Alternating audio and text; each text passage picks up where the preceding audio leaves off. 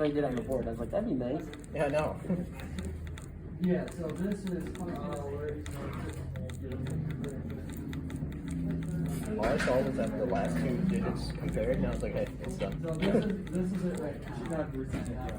What is this called? The second step of FSM? The state diagram? The second step was FSM. Yeah, the state Transition table? No, before that. You have to show how you want to represent the state. That's the state. No, This is state transition diagram. no. State transition diagram. What is the state representation? State representation. What is the state representation? I think it's What is the literally- state representation? I think it's State representation. I think it's part of the state transition table. Yeah. Yeah, it's where you use one-time coding, right? So you talk about. Yeah.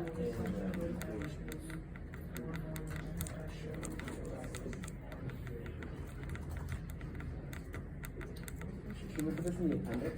This is on